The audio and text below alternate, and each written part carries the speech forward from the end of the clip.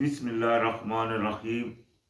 ہمارا اختتام سورۃ المجادلہ پر ہو چکا تھا اور انشاءاللہ آج سورۃ الحشر سے شروعات ہے۔ یہ سورۃ الحشر کا جو مین مضمون ہے وہ تو چونکہ اس کا نام حشر ہے، وہ حشر یعنی کہ وہ اکٹھا کیا گیا، جو پہلا اکٹھ ہوا نبی علیہ السلام کے خلاف بنی اسرائیل کا، اس لیے اس کو اول الحشر کہا گیا۔ لیکن اس میں ایک بات یاد رہے جو کہ میں سورہ انفال میں اس کا بیان کر چکا ہوں، جو صدقات کی 3 قسمیں ہیں، جہاں جو بٹورے کی جو اللہ پاک نے دینے کی 4 قسمیں بیان کی ہیں، 4 کہ کس طرح جو دیا جائے گا اللہ کے راستے میں وہ چیزیں، مال، اس کی 4 قسمیں میں نے سورہ انفال میں بیان کی تھی، جس میں سے ایک وہ ہے جو کہ فرضیت ہے۔ وہ کیا ہے؟ اللہ پاک نے فرمایا کہ جو بھی آپ کو فائدہ حاصل ہو اس میں سے 5واں حصہ اللہ کا، وہ 5واں حصہ آگے 6 حصوں میں ڈیوائیڈ ہوگا، وہ اللہ پاک نے بیان فرمایا۔ پھر دوسرا صدقہ وہ ہے جو آپ نے اپنی طرف سے دینا ہے، وہ بھی جائے گا جو اللہ تعالیٰ کی بنائی ہوئی مسجدیں ہیں ان کو، اور وہاں ان کے پھر 8 حصے دار ہیں، وہ بھی اللہ پاک نے سورہ توبہ میں بیان فرمایا۔ اس کے بعد ایک وہ خیرات ہے جو آپ اپنی طرف سے کریں گے، جس چاہے انسان کو چاہے کسی سب سے پہلے اس میں قرابت والے ہیں، جیسے ماں باپ، بھائی بہن، یا کنبا کے لوگ، اسی طرح پھر مانگنے والے دوسرے مسافر وغیرہ، وہ سارے ہیں، وہ علیحدہ ہے۔ اور ایک وہ ہے جس کو مال فے بولتے ہیں، یعنی کہ وہ مال جو جنگ کے بعد حاصل ہو، یعنی کہ کسی جگہ مسلمانوں کی اگر کہیں مقابلہ ہوتا ہے یا بغیر مقابلے کے کوئی مال حاصل آتا ہے، تو اس مال کو بانٹنے کے جو حصے ہیں وہ اس صورت میں انشاءاللہ بیان ہوں گے، اللہ پاک نے بیان فرمایا۔ تو فرمایا سبح للہ ما فی السماوات وما فی الارض وهو العزیز الحکیم۔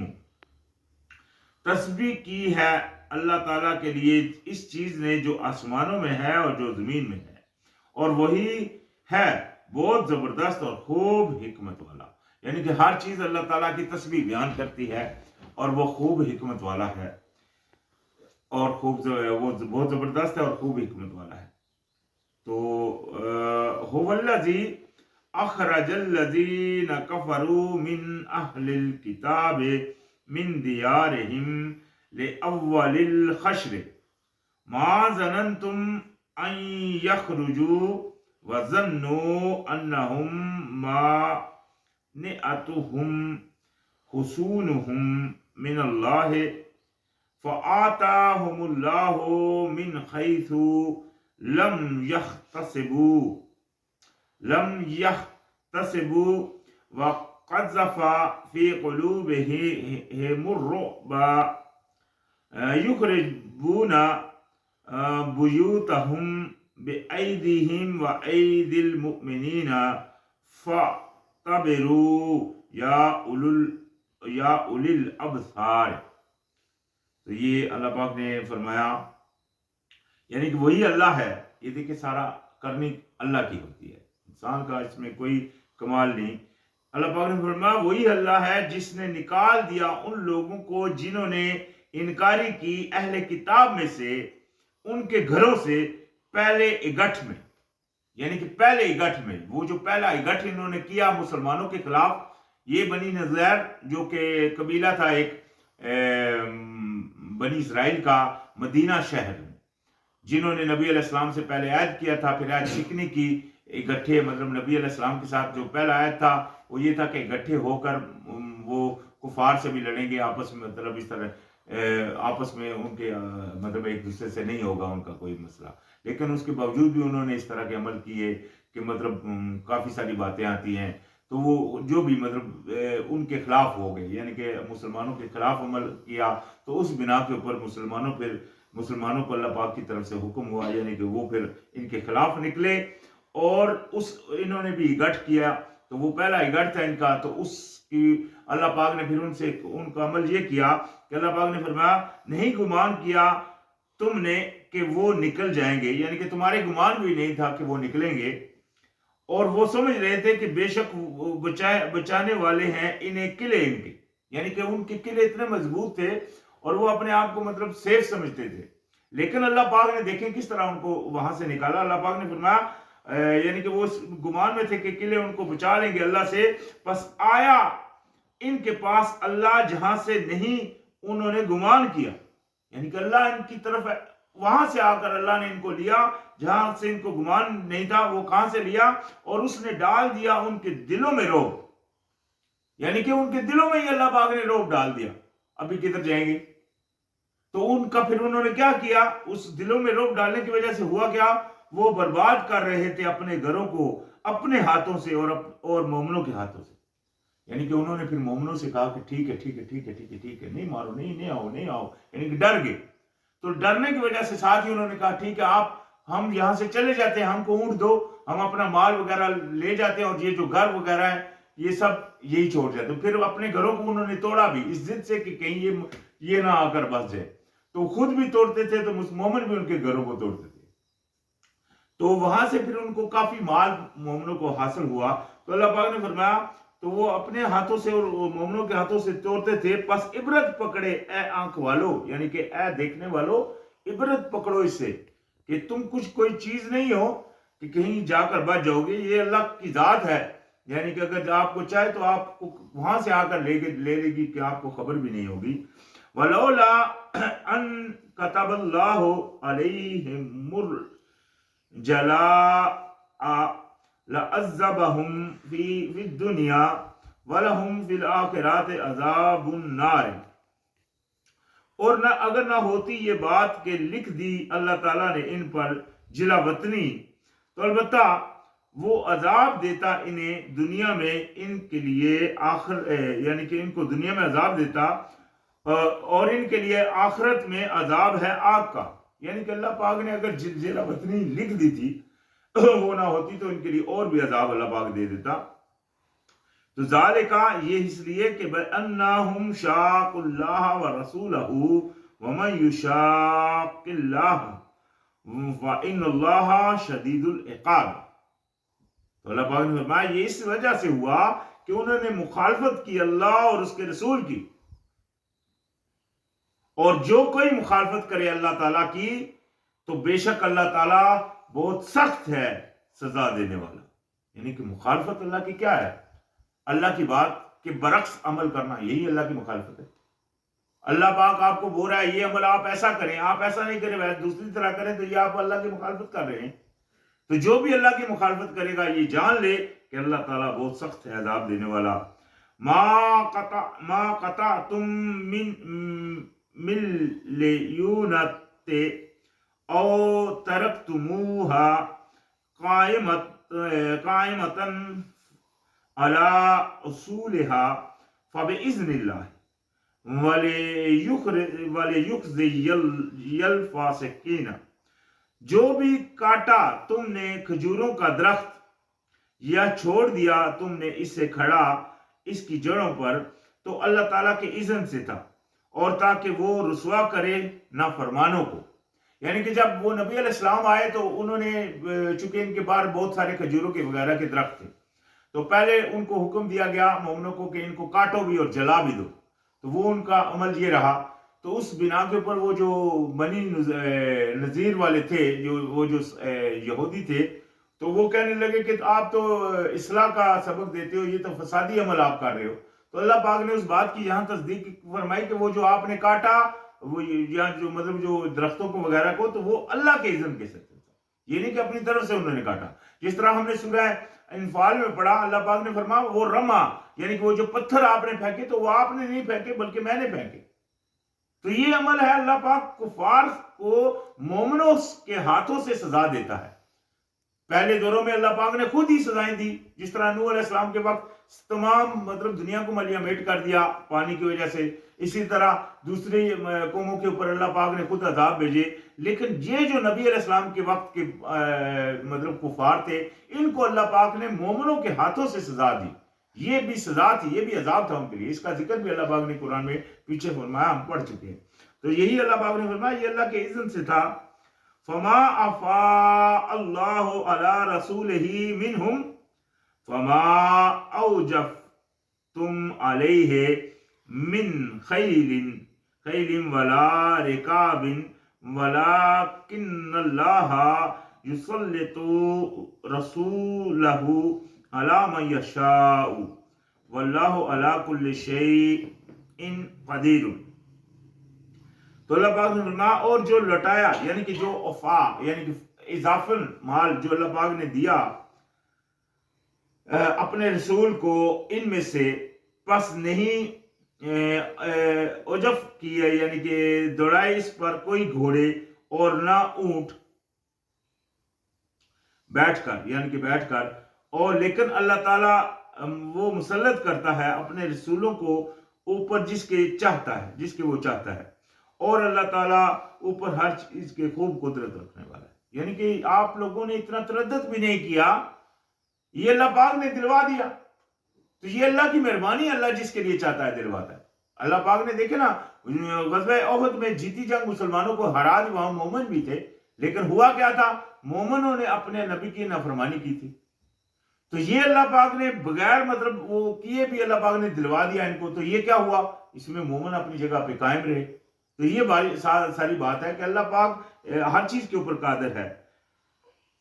तो फरमाया मा आफा अल्लाह अला रसूलिही मिन अहलिल कुरा फलिल्लाहि वलिर्रसूल वलिज़िल कुर्बा वल यतामा वल मसाकीन वब्निस सबील की ला यकूना दूलतुम बैनल अगनिया मिनकुम वमा आताकुमुर रसूलु फखुज़ूहु वमा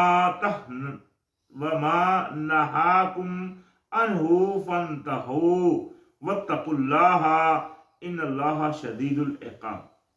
तो अल्लाह पाक ने फरमाया जो लौटाया यानी कि वो जो माल इजाफी माल अल्लाह पाक ने अपने रसूल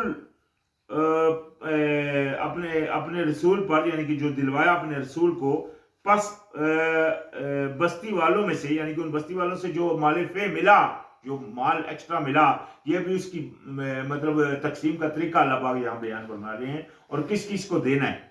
तो अल्लाह पाक ने फरमाया पास अल्लाह ताला के लिए है और उसके रसूल के लिए है और कराबतदारों के लिए है और यतीमों के लिए है और मस्कीनों के लिए है और मुसाफिरों के लिए है, ताकि ना हो गर्दिश करने वाला दरमियान दौलतमंदों के। यानी कि वो जो है वो माल जो होगा वो हर किसी को नहीं दिया जाएगा, यानी कि उसके तमाम लोग उसके हिस्सेदार नहीं बनेंगे, लेकिन सिर्फ ये लोग बनेंगे जहां जो यहाँ बयान हुए। उनमें अगर मालदार है तो वो मालदार, उससे मतलब लाजमी आता है वो अपने वो करते रहे। ये इसमें देखें, इसमें कोई भी मालदार का बात नहीं आ रही, बल्कि यतीम मस्कीन मुसाफिर ये लोग आ रहे हैं, तो इनका हिस्सा है। और इसमें एक हिस्सा फालतू है, वो कौन सा, और जो तुम्हें दे रसूलुल्लाह पास ले लो, और जिस चीज से कहें कि तुम नहीं, यानी कि जिस चीज से तुमको मना करें उससे पास रुक जाओ, यानी कि जिससे आपको नहीं दे, यानी कि वो माल पड़ा है, जो माल फे हासिल हुआ है वो अभी आ गया है, तो अभी उसमें से जो आपको एक्स्ट्रा बंदों को भी नबी अलैहिस्सलाम ये हिस्से पूरे करने के बाद अगर किसी एक्स्ट्रा बंदे को भी कुछ दे तो वो ले ले, और अगर रोक दे तो फिर रुक जा, फिर ये जिद नहीं करे कि नहीं हमको क्यों नहीं मिला।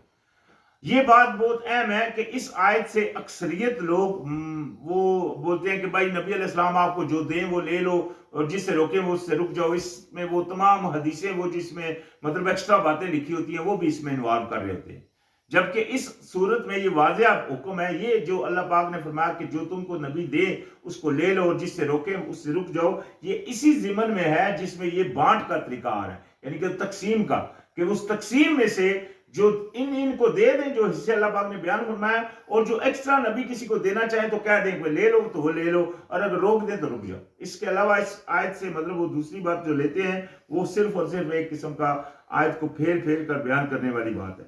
और साथ ही फरमाया और परहेजगारी करो अल्लाह ताला की कि बेशक अल्लाह ताला सख्त सजा देने वाला है। तो अल्लाह पाक ने ये हिस्से मुकर्रर कर दिए हैं, तो आप परहेजगारी के ऊपर कायम रहें, जैसा उसने कहा वैसा ही करें। تو ساتھ ہی فرمایا للفقراء المہاجرین الذین اخرجوا من دیارہم واموالہم یبتغون فضلا من اللہ ورضوانا وینصرون اللہ ورسولہ اولئک هم الصادقون. تو وہ تو حصے پیچھے آگے تھے، ابھی مزید حصہ جو اللہ پاک نے رکھا ہے وہ کس کا؟ مال ہے فقیروں کے لیے. اچھا، فقیر کون سے؟ جو مہاجرین میں ہیں، یعنی کہ جنہوں نے ہجرت کی نبی علیہ السلام کے ساتھ اور فقیری کی حالت میں تھے. اس میں اگر مطلب جو نبی علیہ السلام نے اکثر یہ جو غزوہ ہوا اس میں اکثریت مہاجرین کو بڑی تقویت دی گئی مال سے، یعنی کہ ان کو کافی مال دیا گیا. اور جو انصار تھے یعنی کہ جو مدینے کے لوگ تھے ان میں سے صرف 2 بندوں کو دیا گیا. زیادہ مال جو یہ بانٹ ہوئی اس میں زیادہ مہاجرین کو دیا گیا. تو یہ مہاجرین کے لیے بھی، اور وہ لوگ جو نکالے گئے اپنے گھروں سے اور اپنے مالوں سے، وہ چاہتے ہیں فضل اللہ تعالیٰ کا اور رضامندی، اور وہ مدد کرتے ہیں اللہ تعالیٰ کی اور اس کے رسول کی. یہی لوگ ہیں وہ جو سچے ہیں. یعنی کہ ان لوگوں کے لیے جو جو ہجرت کی نبی علیہ السلام کے ساتھ، ان کے لیے اللہ پاک نے یہ انعام رکھا مال فے میں سے کہ ان کو بھی اس کا حصہ دیا جائے. یعنی کہ وہ مال جو مطلب وہاں سے ملا اس میں. اسی طرح آج بھی اگر کوئی مال ایسا آتا ہے اور جو لوگ اس طرح کے موجود ہوں جنہوں نے ہجرت کر دی اللہ تعالیٰ کے لیے، دور سے آگے اللہ کے راستے میں لڑنے کے لیے اور اللہ تعالیٰ کے لیے مطلب وہ اکٹھ ہو گئے، تو ان کے لیے اس میں حصہ موجود ہے. والذین تبوأوا الدار والایمان من قبلہم یحبون من ہجر الیہم ولا یجدون فی صدورہم حاجۃ مما اوتوا ویؤثرون علی انفسہم ولو کان بہم خصاصۃ ومن یوق شح نفسہ فاولئک هم المفلحون. تو فرمایا کہ اور جنہوں نے جگہ دی، یعنی کہ جنہوں نے جب وہ انصار آئے یعنی کہ مہاجرین جب آئے وہاں سے ہجرت کر کے مدینہ جب پہنچے، تو جن لوگوں نے ان کو جگہ دی اپنے گھر میں اور ایمان میں، ان سے پہلے وہ محبت رکھتے ہیں، یعنی کہ وہ ان لوگوں کو بھی دیا جائے جو یعنی کہ جنہوں نے ہجرت کی. تو میں نے جیسے کہا کہ انصار میں سے 2 لوگوں کو دیا گیا اس میں سے، تو ان کو اللہ پاک نے فرمایا ان کو بھی، اور وہ محبت رکھتے ہیں اس سے جو ہجرت کرے طرف ان کی. یعنی کہ وہ جو انصار ہیں وہ ان سے محبت کرتے ہیں جو ہجرت کر کے آئے. یہ ان کی دیکھیں کوالٹی اللہ پاک نے قرآن میں بیان فرمائی. ان لوگوں نے اس طرح عمل کیا تو اللہ پاک نے ان کی وہ اس چیز کو قرآن میں باقاعدہ دہرا کر ان کی اس چیز کو مطلب باقاعدہ بیان فرما دیا کہ مطلب ان کے اس احسان اور ان کی اس اچھائی کو، کہ وہ کیا کرتے ہیں کہ وہ اس سے جو ہجرت کر کے ان کی طرف آتے ہیں ان سے وہ محبت کرتے ہیں، اور نہیں وہ پاتے اپنے سینوں میں کوئی حاجت اس چیز کی جو وہ دیے گئے. یعنی کہ جو چیز ان کو ملی ہے اس سے وہ کوئی حاجت نہیں پاتے. اگر نہیں ملی تو مطلب وہ اس کی مطلب وہ نہیں پاتے اپنے دلوں میں کہ ہم کو کیوں نہیں ملی، اور وہ ترجیح دیتے ہیں اپنے نفسوں پر، اور اگرچہ ہو انہیں سخت حاجت. یعنی کہ اگر اپنی کوئی چیز ان کو، وہ جو مومن ہے ان کو وہ دیتے ہیں اپنی کوئی چیز، اگر ان کو اپنی حاجت بھی ہے تو اس کے باوجود بھی ان کو دے دیتے ہیں. وہ جو ہجرت کر کے آئے ہیں ان کے پاس، ان کو اگر وہ ان کو مطلب زیادہ حاجت بھی ہے نا تو پھر بھی ان کو دے دیتے ہیں. مطلب یہ نہیں کہ اپنے لیے خاص کرتے ہیں. انہیں سخت حاجت، اور جو کوئی بچا لیا گیا بخل سے اپنے نفس کے، تو یہی لوگ ہیں وہ جو فلاح پانے والے ہیں. یعنی کہ اگر کوئی انسان بخل سے بچا لیا، ویسے تو انسان کے اندر بخیل پن ہوتا ہے کہ یہ میری چیز ہے میں کسی کو نہیں دوں گا، وہ اپنے بخل میں پڑا رہتا ہے. تو جو شخص بخل سے بچا لیا گیا وہ بہت فلاح پانے والے لوگ ہیں، یعنی کہ بڑے کامیاب لوگ ہیں. وہ فرمایا والذین جاءوا من بعدهم یقولون ربنا اغفر لنا ولإخواننا الذين سبقونا بالإيمان ولا تجعل في قلوبنا غلا للذين آمنوا ربنا إنك رؤوف رحیم. یہ ایک دعا بھی آئی. تو اللہ پاک نے فرمایا اور وہ لوگ بھی جو آئے ان کے بعد یعنی کہ ان کے بعد جو آئے وہ کہتے ہیں اے ہمارے رب بخش دے ہمیں اور ہمارے بھائیوں کو وہ جو سبقت لے گئے ہم سے پہلے ایمان میں، اور نہ تو رکھ ہمارے دلوں میں کینہ ان لوگوں کے لیے جو ایمان لائے۔ اے ہمارے رب بے شک تو نہایت شفقت فرمانے والا اور نہایت مہربان ہے۔ یعنی کہ یہ دعا کرتے ہیں، یہ ایک دعا بھی ہے، ویسے بھی اچھی دعا ہے، مومنوں کو یاد ہونی چاہیے، جس میں وہ کہہ رہے ہیں کہ اے ہمارے رب ہمیں بخش دے، اپنی بخشش بھی مانگ رہے ہیں اور اپنے بھائیوں مومنین کی بھی جو یعنی کہ پہلے ایمان لا چکے ہیں، تو اور ساتھ ہی کہتے ہیں کہ ہمارے دلوں کو بچا لے ایک دوسرے کے کینے سے ان لوگوں کے یعنی کہ جو ایمان لائے، تو اور ساتھ ہی فرماتے ہیں اے رب کہ تو بڑا شفقت فرمانے والا اور نہایت مہربان ہے، تو خیر نہایت رحم والا ہے۔ خیر یہاں آج ہمارا 10 نمبر آیت پر اختتام ہوا، انشاءاللہ آگے پھر شروعات ہوگی۔ السلام علیکم۔